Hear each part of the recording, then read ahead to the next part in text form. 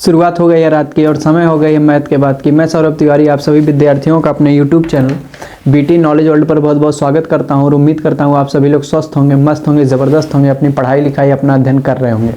तो प्रिय विद्यार्थियों, पिछली वीडियो में हम लोग NCERT 1.1 के क्वेश्चन नंबर 13 तक के क्वेश्चन को डिस्कस कर लिए हैं। उम्मीद करते हैं सबको सारे क्वेश्चन के कंसेप्ट अच्छे समझ में आए होंगे और पूरा सोल्यूशन सबको कंप्लीट समझ में आया होगा और आप लोग उसको अपने नोट्स पे अच्छे से लिख लिए होंगे। तो उसी क्रम को आगे बढ़ाते हुए जो इसके रिमेनिंग क्वेश्चन है एक्सरसाइज 1.1 NCERT का क्लास 12 का, उसके हम लोग रिमेनिंग पार्ट्स को यानी क्वेश्चन नंबर 14 से लेके क्वेश्चन नंबर 16 तक के प्रश्नों को आज हम लोग देखेंगे और उसको लगाने का प्रयास करेंगे और उसके सारे कंसेप्ट को भी हम लोग सीखेंगे। तो सब लोग जुड़ जाइए। तो हम लोग आज की क्लास को स्टार्ट करते हैं। जो लोग इस समय लाइव हैं वो सभी बच्चों को शेयर कर दें। आप लोग सबसे पहले वीडियो को लाइक कर दीजिएगा और कमेंट करिएगा और जितने भी बच्चों को आप शेयर कर सकते हैं सबको शेयर कर दीजिएगा। तो इन बचे हुए क्वेश्चंस को आज हम लोग इस वीडियो में देखेंगे और सारे इंपॉर्टेंट क्वेश्चन है। उसमें एक क्वेश्चन जो लास्ट वाला है वो MCQ में भी कभी कभी बोर्ड परीक्षा में आ जाता है। तो हम लोग सारे क्वेश्चन को देखते हैं। सब लोग अपना नोट्स निकाल लीजिए और सबसे पहले हम लोग चर्चा करते हैं आज क्वेश्चन नंबर 14 के ऊपर। हमारा क्वेश्चन नंबर 14 है, क्वेश्चन नंबर 14 है कि सिद्ध कीजिए कि समस्त रेखाओं के समुच्चय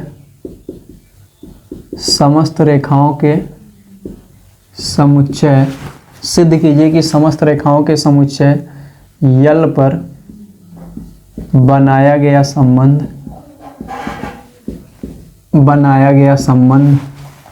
R बराबर L1, L2 such that L1 समांतर है L2 के, L1 समांतर है L2 के एक तुल्यता संबंध है। और फिर आगे इसी में क्वेश्चन और है, रेखा y बराबर इसी में क्वेश्चन और भी है और उसमें कह रहा है रेखा y बराबर 2x प्लस 4, रेखा y बराबर 2x प्लस 4 से संबंधित, रेखा y बराबर 2x प्लस 4 से संबंधित समस्त रेखाओं का समुच्चय ज्ञात कीजिए। समस्त रेखाओं का समुच्चय ज्ञात कीजिए। सब लोग ध्यान से हमारी बातों को सुनेंगे। अब इसको हम लोग सबसे पहले सॉल्व करने जब चलते हैं तो सबसे पहले हम लोग तुल्यता संबंध को प्रूव करेंगे। सबसे पहले हम लोग लिख ले रहे हैं जो हमारा यल है वह क्या है, XY समतल पर स्थित समस्त रेखाओं का समुच्चय, XY समतल पर स्थित समस्त रेखाओं का समुच्चय। और जो हमारा रिलेशन बनाया गया है यल से यल पे बनाया गया है, यानी समस्त रेखाओं के समुच्चय से समस्त रेखाओं के समुच्चय पर बनाया गया है। और रिलेशन है किस प्रकार का, R बराबर है L1, L2 such that L1 रेखा जो है वह समांतर है। L1 रेखा क्या है, समांतर है किस रेखा के, L2 के। यानी जब दो रेखाएं आपस में समांतर हैं L1 और L2 तब R नियम को क्या करेंगी, सेटिस्फाई करेंगे। तो सबसे पहले हम लोग किसकी बात करते हैं लल्ला, स्वतुल्य की। तो हम लोग लिखेंगे स्वतुल्य के लिए। सबसे पहले हम लोग रिफ्लेक्सिव के लिए बात करेंगे। हम लोग जानते हैं रिफ्लेक्सिव प्रूव करने के लिए किसी एक एलिमेंट की आवश्यकता होती है। अगर वह एलिमेंट R नियम द्वारा स्वयं से ही क्या हो जाता है, संबंधित हो जाता है, तो हम लोग उसको क्या कहते हैं, रिफ्लेक्सिव कहते हैं। तो स्वतुल्य के लिए हम लोग ले लेंगे कोई एक स्वेच्छ अवयव, यहाँ कोई एक स्वेच्छ रेखा, माना कोई स्वेच्छ अवयव। यहाँ स्वेच्छ अवयव जो एक्चुअली वह क्या है, कोई रेखा है क्योंकि रेखाओं के समुच्चय से लिया जा रहा है। माना कोई स्वेच्छ अवयव यल बिलोंग्स टू गिवन सेट, यल बिलोंग्स टू गिवन सेट है। अगर हम लोग कोई स्वेच्छ अवयव अर्थात कोई स्वेच्छ रेखा यल ले लिए जो इस दिए गए समुच्चय से बिलोंग करती है तो हमारा स्वतुल्य के लिए ऑर्डर्ड पेयर क्या बनेगा, यल, यल। और यह R नियम को वेरीफाई करेगी क्योंकि जो कोई भी रेखा होती है वह स्वयं के समांतर होती है। यानी रेखा यल के अर्थात स्वयं के अर्थात स्वयं के समांतर है। रेखा यल के समांतर अर्थात स्वयं के क्या है, समांतर है। और जब कोई भी रेखा स्वयं के समांतर है तो इसका मतलब ये आर नियम को क्या कर रही है, वेरीफाई कर रही है। अब क्योंकि ये आर नियम को वेरीफाई कर रही है, इसीलिए जो दिया गया रिलेशन आर है वो अपने आप में क्या है, स्वतुल्य है। दिया गया संबंध आर अपने आप में क्या है, स्वतुल्य है। तो स्वतुल्य को समझने के बाद हम लोग आगे बढ़ते हैं और अब हम लोग बात करते हैं किसकी, सममित की। तो हम लोग स्वतुल्य के बाद किसकी बात करते हैं, सममित की। सममित के लिए किसकी बात हम लोग करते हैं, सममित की। तो हम लोग लिख लेंगे सममित के लिए अर्थात सिमेट्रिक के लिए। हम लोग जानते हैं सिमेट्रिक के लिए कितने एलिमेंट्स की आवश्यकता होती है, 2 एलिमेंट्स की आवश्यकता होती है। यहाँ पे जो दोनों एलिमेंट्स लिए जाएंगे दिए गए सेट से, वहाँ पे 2 एलिमेंट्स यानी 2 रेखाएं ली जाएंगी और वह कंडीशन भी दिया है। तो हम लोग लिखेंगे माना कोई 2 स्वेच्छ अवयव L1 और L2 इस प्रकार लिए गए कि L1 comma L2 belongs to R implies that L1 समांतर है, L1 समांतर है L2 के। अगर कोई पहली रेखा किसी दूसरी रेखा के पैरेलल होगी तो दूसरी रेखा को भी हम पहली रेखा के पैरेलल कहेंगे। कैसे, अगर ज्योमेट्रिकली देखा जाए ये रेखा L1 है और ये वाली रेखा क्या है, L2 है, और L1 रेखा L2 के क्या है, समांतर है। 2 रेखाएं आपस में जब समांतर होती है तो हम लोग जानते हैं उनका कोई भी उभयनिष्ठ प्रतिच्छेद बिंदु नहीं होता, यानी उन दोनों रेखाओं का एक दूसरे को प्रतिच्छेद करने वाला कोई भी पॉइंट दिखाई नहीं देता है। तो अगर L1 रेखा L2 के क्या है, पैरेलल है, L1 रेखा L2 के क्या है, पैरेलल है, तो इम्प्लाइज दैट ये ऑब्वियस सी बात है कि L2 रेखा भी L1 के क्या होगी, पैरेलल होगी। वही बात हम लोग लिखेंगे L1 comma L2 belongs to R implies that, क्योंकि L1 समांतर है L2 के, तो इसी कंडीशन में ऑर्डर्ड पेयर L2 कामा L1 भी R से बिलोंग करेगा, क्योंकि L2 समांतर है, यानी L2 रेखा समांतर है किसके, L1 के। तो अगर L1 रेखा L2 के समांतर है और implies that L2 Rekha L1 के समांतर है, तो हम लोग कह सकते हैं इसलिए दिया गया संबंध R क्या है, सममित है। इसलिए दिया गया संबंध R क्या है, सममित है। तो इस प्रकार हम स्वतुल्य देख लिए, क्योंकि प्रत्येक रेखा स्वयं के क्या होती है, समांतर होती है, इसलिए R नियम को क्या करेगी, सेटिस्फाई करेगी। कोई L रेखा हम लोग ले लिए और ऑर्डर्ड पेयर L कामा L R से बिलोंग कर रहा है, क्योंकि कोई भी रेखा स्वयं के समांतर होती है, इसलिए R स्वतुल्य है। और सममित के लिए कोई 2 अवयव यानी कोई 2 रेखा L1 L2 हम लोग इस प्रकार ले लिए कि ordered pair L1 L2 R से बिलोंग कर रहा है, क्योंकि L1 समांतर है रेखा L2 के, तो implies that L2 comma L1 भी R से बिलोंग करेगा, क्योंकि उस कंडीशन में L2 रेखा भी समांतर हो जाएगी L1 के। इस प्रकार L1 L2 के समांतर है, इम्प्लाइज दैट L2 L1 के समांतर है, इसलिए दिया गया संबंध क्या है, सममित है। तो इस प्रकार हम लोग स्वतुल्य को देख लिए और सममित को देख लिए। अब हम लोग किसकी बात करते हैं, अब हम लोग बात करते हैं संक्रामक की। किसकी बात करते हैं, संक्रामक की। तो हम लोग लिखेंगे संक्रामक के लिए। अच्छा लल्ला, अगर स्वतुल्य के लिए 1 अवयव की आवश्यकता होती है, सममित के लिए 2 अवयव की आवश्यकता होती है, तो हम लोग ये भी जानते हैं संक्रामक के लिए कितने अवयव की आवश्यकता होती है, 3। तो 3 अवयवों की आवश्यकता होती है। यहाँ एक्चुअली हमें 3 रेखाओं की आवश्यकता होगी, क्योंकि जो सेट लिया गया है वह सेट ऑफ ऑल लाइन्स लिया गया है। तो हम लोग लेंगे माना कोई 3 स्वेच्छ अवयव, माना कोई 3 स्वेच्छ अवयव। यहाँ 3 स्वेच्छ अवयव मतलब 3 रेखाएं L1 L2 तथा L3 इस प्रकार हैं या इस प्रकार ली गई हैं, इस प्रकार ली गई हैं कि ordered pair L1 comma L2 belongs to R। क्यों, क्योंकि इम्प्लाइज दैट L1 रेखा समांतर है, L1 रेखा समांतर है L2 के, तथा ordered pair L2 comma L3 belongs to R। क्यों, क्योंकि इम्प्लाइज दैट L2 रेखा समांतर है, L2 रेखा समांतर है L3 के, implies that ordered pair L1 comma L3 belongs to R। क्यों, क्योंकि इम्प्लाइज दैट L1 रेखा समांतर है, L1 रेखा समांतर है L3 के। और हम लोग इसको ज्योमेट्रिकली भी समझ सकते हैं। अगर हमारे पास 3 रेखाएं L1 L2 L3 हों, लल्ला L1 L2 L3 हों, L1 L2 के पैरेलल है क्योंकि प्रतिच्छेद नहीं कर रही है, और L2 L3 के पैरेलल है क्योंकि प्रतिच्छेद नहीं कर रही है, तो ऑब्वियस से बात है कि L1 भी पैरेलल होगा किसके, L3 के। अगर कभी भी दो रेखाओं का कोई उभयनिष्ठ प्रतिच्छेद बिंदु नहीं होगा तो वह मैथमेटिक्स में क्या मानी जाती है, पैरेलल लाइंस मानी जाती है। तो हम लोग ज्योमेट्रिकली भी देख लिए कि L1 L2 के समांतर, L2 L3 के समांतर, तो L1 L3 भी आपस में क्या होगा, समांतर।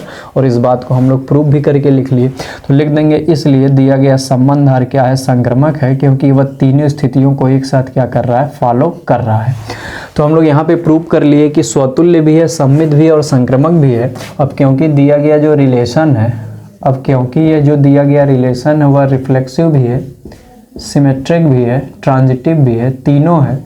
और जो रिलेशन तीनों होता है उसी को हम लोग क्या कहते हैं, इक्विवेलेंस रिलेशन कहते हैं, अर्थात तुल्यता संबंध कहते हैं। उम्मीद करते हैं आपको तुल्यता संबंध अच्छे समझ में आया होगा और तुल्यता संबंध के कंसेप्ट को आप बहुत अच्छे से समझ पाए होंगे।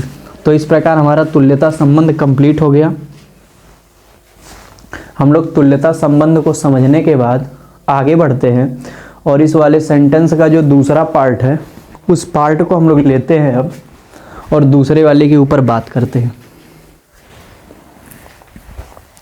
अब तुल्यता संबंध करने के बाद हमसे जो दूसरा पार्ट है हमारा वह कह रहा है, दूसरा पार्ट हमारा कह रहा है कि रेखा y बराबर 2x + 4 से संबंधित जो समस्त रेखाओं का समुच्चय है, रेखा y बराबर 2x + 4 से संबंधित जो समस्त रेखाओं का समुच्चय है, कह रहा है y बराबर 2x + 4 से संबंधित जो समस्त रेखाओं का समुच्चय है उसी के बारे में हमें क्या करना है, बताना है या उसी को ज्ञात करना है। सब लोग ध्यान से हमारी बात को समझेंगे। हम लोग लेते हैं अब इस वाले पार्ट को, यानी दूसरे वाले पार्ट को। सब लोग ध्यान से समझें। हम आपको एक कंसेप्ट बताने जा रहे हैं, इसके लिए सब लोग ध्यान से उस बात को समझेंगे। देखें तो एक्स वाई समतल में हमें जो रेखा लेना है वह कैसा लेना है, y बराबर 2x + 4 के फॉर्म का रेखा। ये सेकंड पार्ट का सॉल्यूशन है, सब लोग ध्यान से देखें। रेखा y बराबर 2x + 4 इससे संबंधित समस्त रेखाओं का समुच्चय, समस्त रेखाओं का समुच्चय हमेशा इसके समांतर, हमेशा इसके समांतर रेखा के रूप में प्राप्त होगा, हमेशा इसके समांतर रेखा के रूप में प्राप्त होगा। तो जो दिया गया लाइन है, जो दिया गया लाइन का इक्वेशन है y = 2x + 4, इससे संबंधित समस्त रेखाओं का समुच्चय क्या होगा, हम लोग लिखेंगे रेखा y बराबर 2x + 4 से संबंधित समस्त रेखाओं का समुच्चय हमेशा इसके समांतर रेखा के रूप में क्या होगा, प्राप्त होगा। अब ये क्यों प्राप्त होगा, हम इसका तुम्हें कंसेप्ट बता रहे हैं, ध्यान से सब लोग समझें। इसका कंसेप्ट जानिए, यानी इसका कंक्लूजन जानिए कि इस रेखा के लिए जो संबंधित समस्त रेखाओं का समुच्चय होगा वह इसके समांतर रेखा के रूप में क्यों प्राप्त होगा। जो दी गई लाइन है y = 2x + 4, यह किस फॉर्म की है, y = mx + c। ध्यान से सब हमारी बात को समझेंगे। जो दिया गया इक्वेशन है y बराबर 2x + 4, यह किस फॉर्म का है, y = mx + c के रूप का है। इस वाले रूप को जो y बराबर mx + c के रूप में लिखा गया है, इसको हम लोग प्रवणता अंतःखंड रूप कहते हैं। ये क्लास 11th में स्ट्रेट लाइन वाले चैप्टर में पढ़ाया गया है, प्रवणता अंतःखंड रूप।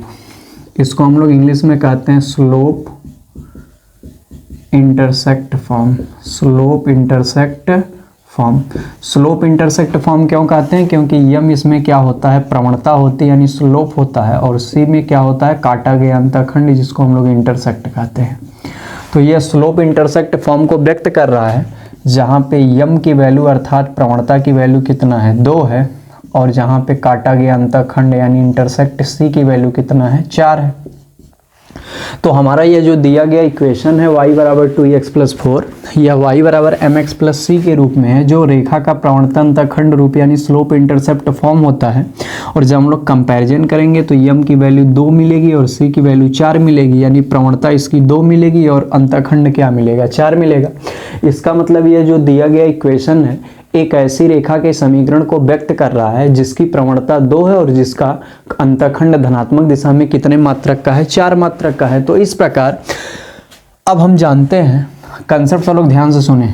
अब हम लोग जानते हैं अगर 2 रेखाएं आपस में समांतर होती हैं, 2 रेखाएं, कोई भी 2 रेखाएं अगर आपस में समांतर होती हैं, अगर दो रेखाएं आपस में क्या होती हैं, समांतर होती हैं, तो उनकी प्रवणताएं आपस में क्या होती हैं, बराबर। दो रेखाएं आपस में समांतर होती हैं तो उनकी प्रवणताएं आपस में बराबर होती हैं। उनकी प्रवणताएं आपस में क्या होती हैं, बराबर होती हैं। अगर मान लेते हैं पहली रेखा L1 की प्रवणता M1 है और दूसरी रेखा L2 की प्रवणता M2 है और दोनों रेखाएं L1 L2 पैरेलल हैं, तो इम्प्लाइज दैट दोनों की प्रवणताएं बराबर होंगी, अर्थात M1 बराबर क्या होगा, M2 होगा। ये बात सर अपने कॉपी में कहीं अलग से लिख लेंगे कि अगर रेखा L1 और L2 आपस में पैरेलल है तो दोनों रेखाओं की जो प्रवणताएं होंगी वो आपस में क्या होंगी, बराबर। और यही दोनों की आपस में क्या होती है, विशेषता होती है। दो रेखाओं के समांतर होने की विशेषता होती है कि उनकी प्रवणताएं आपस में क्या होती है, बराबर होती है।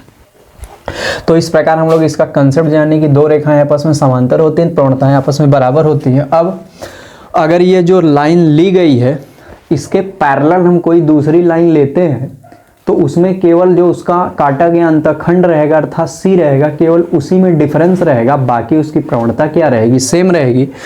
तो इस प्रकार जो रेखा y बराबर 2x+4 है, जो रेखा y बराबर 2x+4 है, इससे संबंधित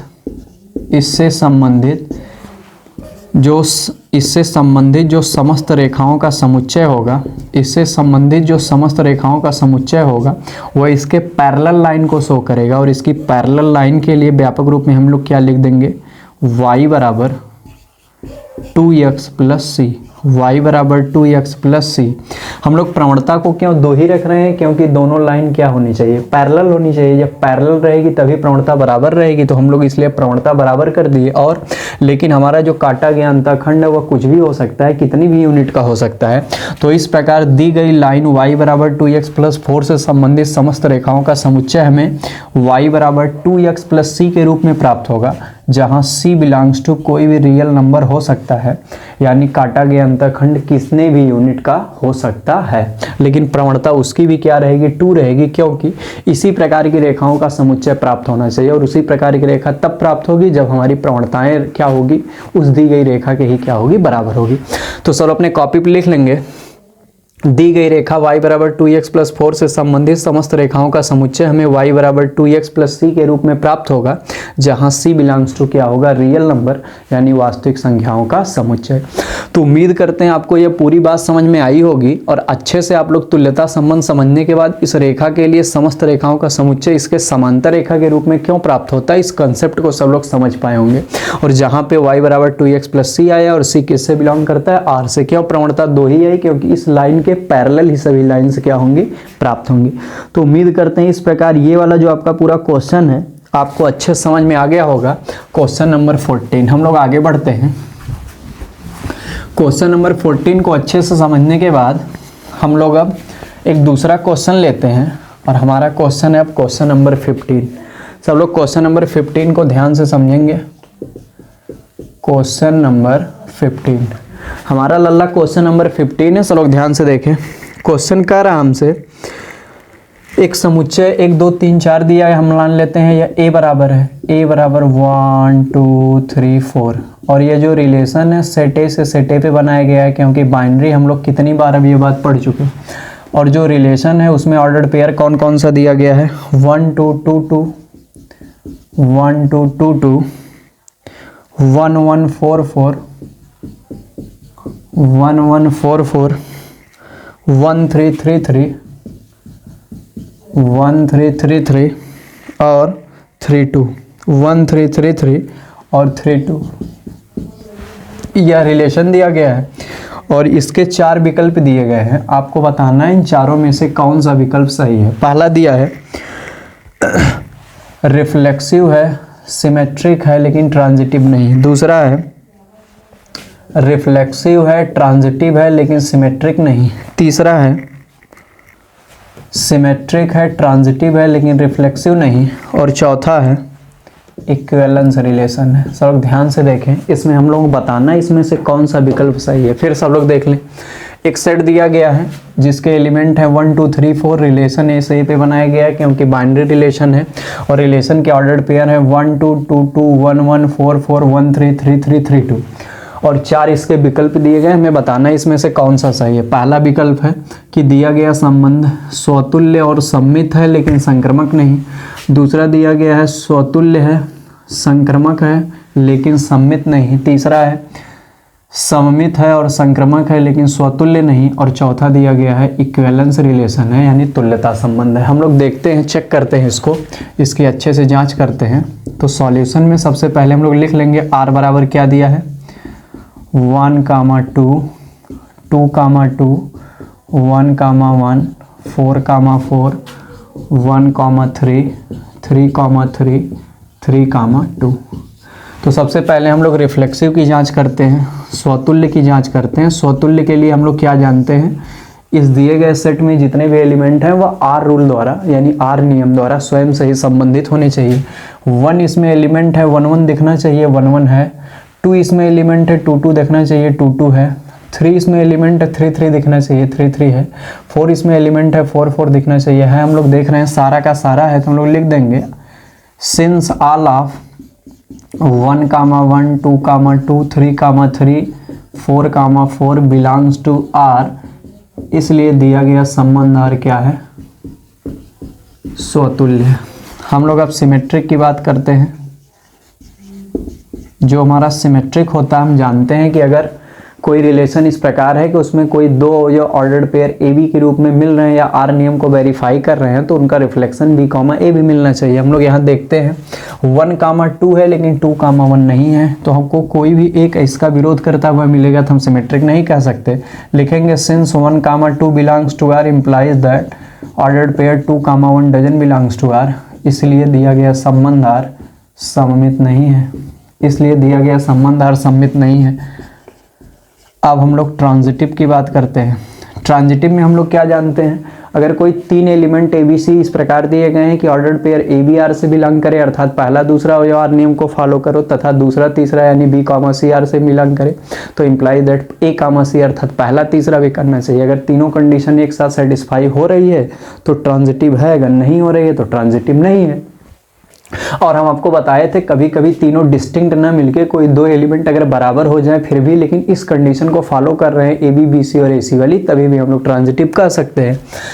हम लोग देख लेते हैं यहाँ पे 1, 2 है 1, 2 है और यहाँ पे हम लोग यहाँ से लेते हैं। देखिए हमारे पास 3, 2 है रिलेशन में तथा 2, 2 है 2, 2 है तो इम्प्लाइज दैट 3, 2 होना चाहिए। देखिए है, हम लोग चेक कर रहे हैं, ऐसे हम लोग चेक करेंगे और देख लेते हैं। इसके बाद हम लोगों के पास देखते हैं 3, 2 है और फिर उसके बाद 2, 2 है फिर 3, 2 है और देख लेते हैं हम लोगों के पास 1, 2 है, इसका किसी के साथ पेयर बनेगा। हाँ 1, 2 है 2, 2 है फिर 1, 2 है, इसमें भी सेटिस्फाई कर गया। और हम कोई देख लेते हैं हम लोगों के पास 1, 3 है 3, 2 है और 1, 2 भी है तो इस प्रकार हम लोग देख रहे हैं कि ये भी सेटिस्फाई कर रहा है 1, 2 भी है और उसके बाद 2, 2 भी है 1, 2 भी है, ये भी सेटिस्फाई कर रहा है। तो इस प्रकार हम लोग कोई एक अगर कंडीशन दिखा देंगे तो हमारा काम चल जाएगा। क्या चीज़, जैसे हम लोग दिखा देते हैं 1, 2 बिलोंग्स टू आर तथा 2, 2 belongs to R implies that 1, 2 belongs to R, ये भी दिखा सकते हैं। आपका कोई मन करे दूसरा भी दिखा सकते हो।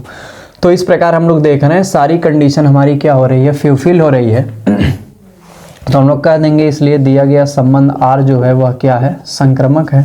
और जब दिया गया संबंध आर संक्रामक है तो कौन कौन सा है, रिफ्लेक्सिव है, ट्रांजिटिव है लेकिन सिमेट्रिक नहीं है।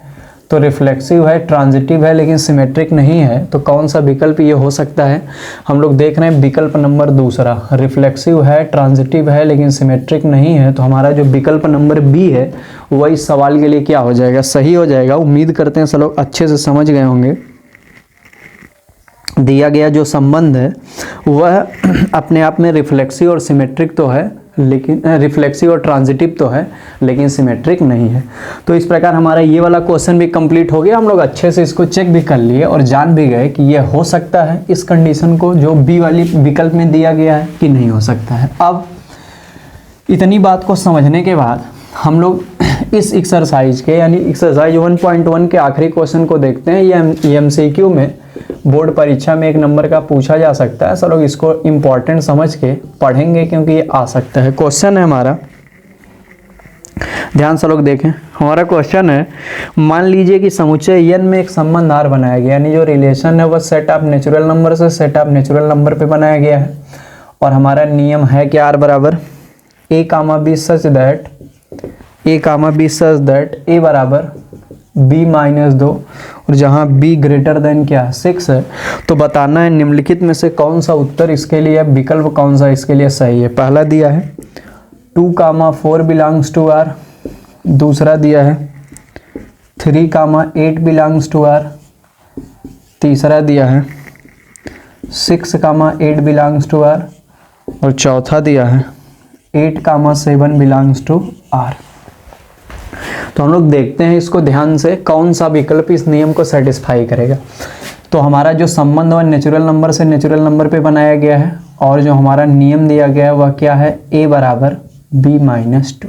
जो हमारा रूल दिया गया है इस रूल के अकॉर्डिंग इक्वेशन क्या है, a बराबर b-2। अब अगर यहाँ पे हम लोग ध्यान से देखें तो हमारा b का मान जो हमें रखना है इस इक्वेशन में वह ग्रेटर देन 6 रखना है, b इज ग्रेटर देन 6। और हम लोग जानते हैं 6 से बड़ी जो नेचुरल नंबर की वैल्यू होती है वह कौन कौन सी होती है, 7, 8, 9। तो हम लोग रखना शुरू करते हैं। हम लोग b बराबर इस इक्वेशन में कहाँ से रख सकते हैं, 6 से बड़ा नेचुरल नंबर 7, 8, 9 डॉट डॉट हम लोग रख सकते हैं। हम लोग देखते हैं किस पे a की वैल्यू हमें यहाँ ऑर्डर्ड पेयर में प्राप्त होगी। अगर हम लोग b बराबर 7 रखेंगे तो हमें a बराबर 7 - 2 5 मिलेगा। तो पेयर क्या बन जाएगा, 5, 7। क्या 5, 7 किसी विकल्प में है, नहीं है। तो हम लोग आगे बढ़ेंगे। b बराबर अगला हम वैल्यू 8 रख सकते हैं। तो a बराबर आएगा 8 - 2 6 और ऑर्डर्ड पेयर क्या प्राप्त हो जाएगा, 6, 8। देखिए हम लोग b की वैल्यू रख रहे हैं तब हमें a की वैल्यू प्राप्त हो रही है और a की वैल्यू b की वैल्यू से हमेशा 2 कम है क्योंकि इक्वेशन क्या है, a बराबर b-2। तो हमारा देखते हैं क्या 6, 8 कहीं पे है। हम लोग देख रहे हैं विकल्प c में हमारा 6, 8 दिखाई दे रहा है। तो हमें केवल 2 वैल्यू पे चेक करने पर दूसरी ही कंडीशन में हमें प्राप्त हो गया वो ऑर्डर्ड पेयर जो इस नियम को सेटिस्फाई कर रहा है। और किस पे कर रहा है, b बराबर 8 रखने पर a की वैल्यू 6 आ रही है। तो हमारा पेयर क्या बन जा रहा है, a, b के रूप में 6, 8 और यह 6, 8 किस विकल्प में है, सी में है। तो इस प्रकार हमारा जो आंसर हमें विकल्प सी के रूप में प्राप्त हो गया। तो ये हमारा क्वेश्चन था और ये लो हमारा सॉल्यूशन था। हम लोग अच्छे से इस क्वेश्चंस के सॉल्यूशन को समझ पाए। तो उम्मीद करते हैं आपको बातें अच्छे से समझ में आई होंगी और जो क्वेश्चन रिमेनिंग बचा हुआ था 14, 15 और 16 पूरा अच्छे से आप समझ गए होंगे। तो इस प्रकार हमारी एक्सरसाइज 1.1 क्या हो गई, कंप्लीट हो गई। हम लोग पहली एक्सरसाइज को अच्छे से कंप्लीट कर लिए। उम्मीद करते हैं सबको पूरा क्वेश्चन समझ में आया होगा। क्वेश्चन नंबर 1 से लेके क्वेश्चन नंबर 16 तक के सारे क्वेश्चन हम लोग समझ गए। हम लोग जब नेक्स्ट वीडियो में मिलेंगे तो हम लोग इस चैप्टर को आगे बढ़ाएंगे। आप लोगों का अगर कोई भी क्वेश्चन होगा तुल्यता संबंध तक यानी स्वतुल्य सममित संक्रमक के ऊपर या तुल्यता के ऊपर कोई भी क्वेश्चन अगर आपका होगा तो आप लोग हमें भेज सकते हैं। हम लोग एक दूसरी भी बुक के क्वेश्चन लेके जो अच्छी बुक्स हैं उसका कलेक्शन हम देख के अच्छे से जितने भी क्वेश्चन इस कंसेप्ट तक के हो सकते हैं उसको हम किसी वीडियो में डिस्कस कर लेंगे। बाकी इसके अलावा उसकी अलग प्लेलिस्ट बना देंगे जिससे आप लोगों को अच्छे क्वेश्चन पढ़ने में भी कोई दिक्कत ना हो। और हम लोग अब टॉपिक को जब आगे बढ़ाएंगे तो हम लोग आगे कंपोजिशन के ऊपर बात करेंगे यानी संयोजन के ऊपर बात करेंगे और हम तुल्यता वर्ग के भी कुछ क्वेश्चन उसमें संलग्न करके पढ़ा देंगे। तो इस प्रकार आपका ये जो तुल्यता संबंध तक का पूरा कंसेप्ट वो क्लियर हो जाएगा। हम लोग कंपोजिशन पे आ जाएंगे और जब कंपोजिशन पढ़ लेंगे उसके बाद फिर हम लोग फलन के टाइप पढ़ना स्टार्ट करेंगे जिससे हमारी बात और आगे बढ़ जाएगी सिलेबस में। तो आप लोगों को सारी बातें अच्छे समझ में आ रही होंगी, आप लोग पूरा प्यार भी दे रहे हैं और इसी प्रकार आप लोग वीडियो को शेयर करते रहिए, सबको बताते रहिए।